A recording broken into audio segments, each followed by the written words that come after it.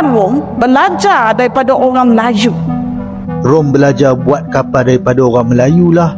Dikatakan baru ni orang Rom datang ke alam Melayu untuk... Pernyataan dari sejumlah akademisi dan tokoh publik Malaysia kembali memicu gelombang kritik luas. Beragam klaim kontroversial mulai dari bahasa Melayu dituturkan 300 juta orang, diaspora Melayu yang konon mencapai Suriname, hingga tudingan bahwa Borobudur merupakan karya Melayu, dan ini langsung menjadi bahan perdebatan sengit di dunia maya. Tak hanya itu, baru-baru ini profesor mereka menyebut bahwa bangsa Romawi belajar kapal dari orang Melayu, polemiknya bahkan melebar ke parlemen Malaysia. Hebatan maritim orang Melayu di Funan ini. Mereka ini sehingga kan dikenali sebagai kerajaan maritim dan hebat dalam membuat saliran penanaman dan hebat dalam mengeluarkan garam, pandai buat garam. Tok nenek kita ni kapalnya besar, berpuluh-puluh, beratus-ratus kapal ada.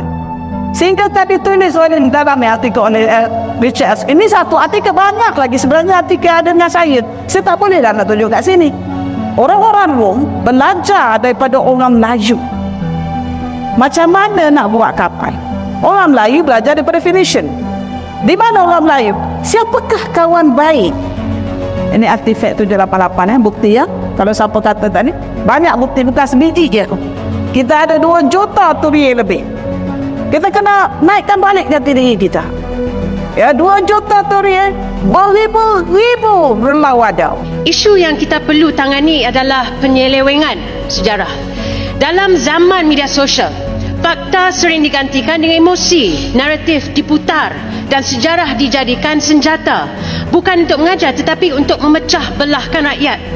Apabila institusi ilmu sendiri gagal membezakan antara fakta dan fantasi, kita berdepan dengan krisis yang lebih besar, iaitu krisis integriti dan juga krisis intelektual Malaysia.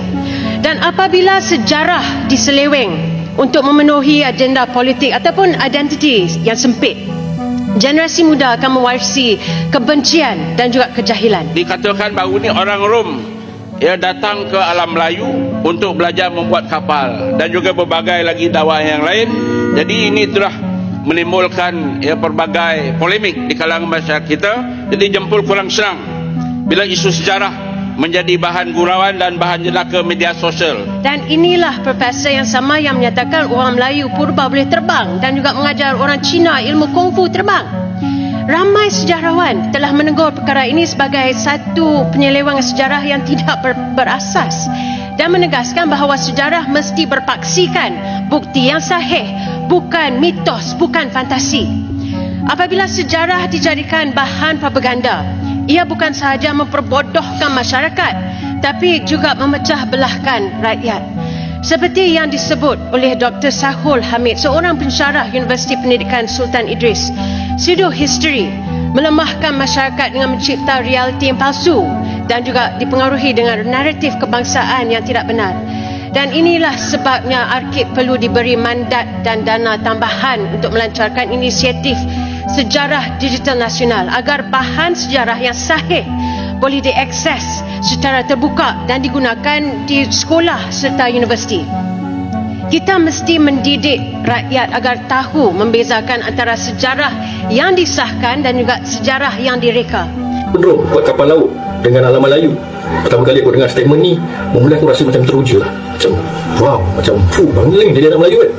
Tapi bila aku tengok balik siapa yang bagi statement ni, seorang profesor tu lah kan. Tapi profesor ni sebelum ni dia pun ada keluarkan banyak statement yang kontroversi. Jadi bila aku dapat tahu yang statement ni keluar daripada mulut profesor ni, keterujaan tadi terus jadi skeptikal. Sebab dia juga lah yang cakap Melayu ni ada ilmu terbang. Dia punya ilmu tu sampai ke negara China. Sampai China belajar ilmu terbang ni dan buat kungfu. Kemudian dia cakap juga Raja Zulkarnain dia lalu Kedah.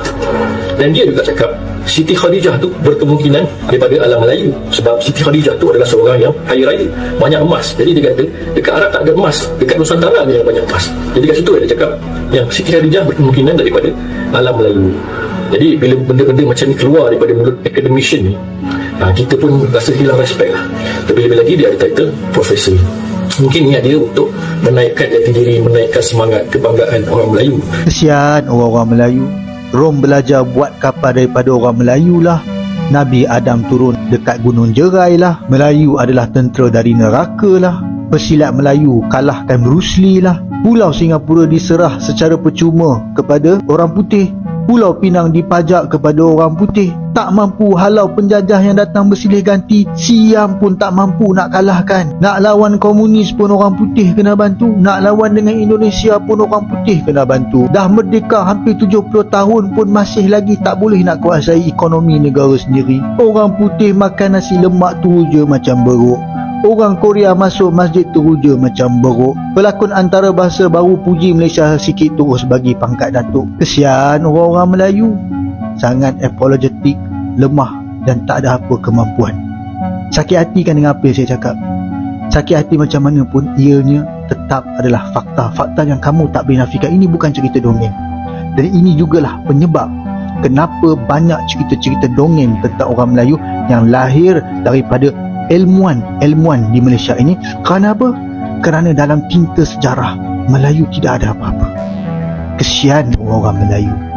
Terus berkhayal kerana ia bagus dalam menguasai ekonomi negara kita. Candi Borobudur ialah salah satu pencapaian tinggi peradaban Melayu di zaman itu.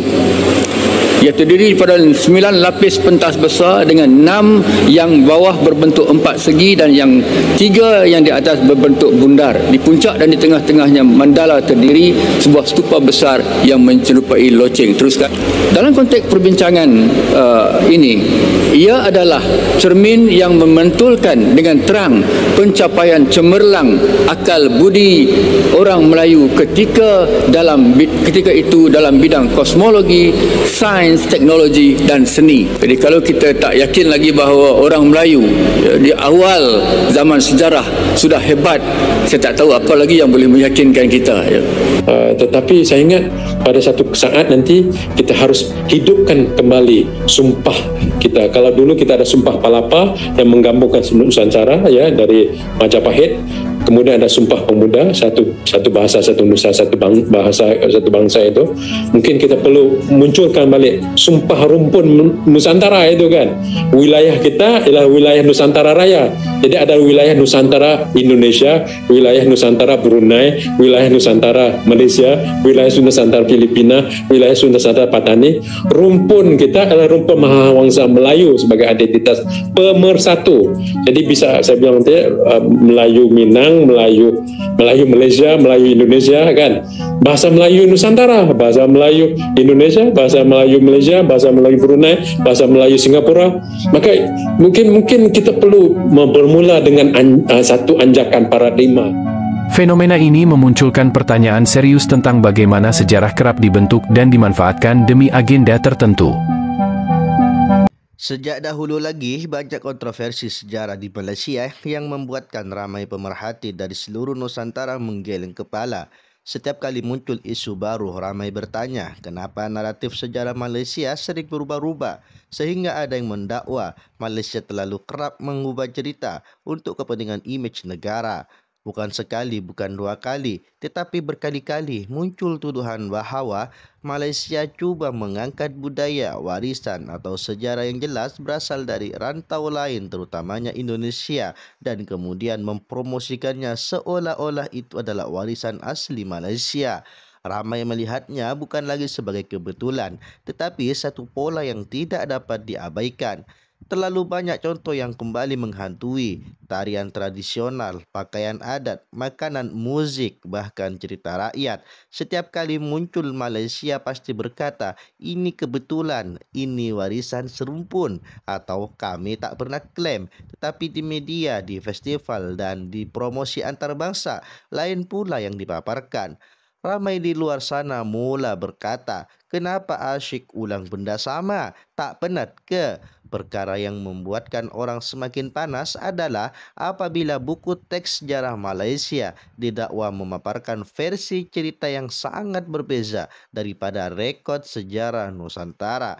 Ada bagian yang dipotong, ada yang ditambah, ada yang disusun semula seolah-olah Malaysia memainkan peranan lebih besar daripada realiti sejarah. Sampai ada yang berkata, ini bukan sejarah, ini skrip drama yang dikokoh tambah. Apa yang lebih mengejutkan? Ramai anak muda Malaysia sendiri mula mempersoalkan naratif yang mereka diajar. Mereka sedar bila terlalu banyak perkara yang konsisten, ada sesuatu yang tak kena. Dan di media sosial, mereka mula bersuara, cukuplah manipulasi naratif. Kita generasi baru mau kebenaran, bukan propaganda. Inilah hakikatnya, sejarah Nusantara bukan milik satu negara. Ia milik seluruh rakyat yang berkongsi darah, bahasa, budaya dan nenek moyang. Sejarah tidak boleh dimiliki, apatah lagi diubah sesuka hati. Kerana walau berapa kali pun naratif cuba dibentuk semula, kebenaran tetap akan muncul. Dan generasi hari ini jauh lebih pintar daripada yang disangka. Mereka tidak perlukan buku teks berat sebelah. Mereka cari sendiri, baca sendiri dan buat kesimpulan sendiri. Jika sejarah sengaja diseleweng, jika fakta dibengkokkan, dan jika budaya dicuri identitinya, suatu hari nanti bukan hanya rakyat luar, tetapi rakyat Malaysia sendiri yang akan bangkit dan berkata, cukuplah, kami mahu sejarah yang sebenar. Jika anda suka narasi ini dan mau lebih banyak pendedahan pedas tentang isu Malaysia Indonesia, jangan lupa tekan like untuk bantu video ini naik di algoritma. Tinggalkan komen apa pendapat anda tentang isu sejarah Malaysia. Subscribe supaya anda tidak terlepas video-video panas seterusnya. Aktifkan lonceng notifikasi supaya anda jadi orang pertama yang dengar narasi terbaru. Terima kasih kerana menonton. Kita jumpa lagi di konten seterusnya. Wassalamualaikum warahmatullahi wabarakatuh.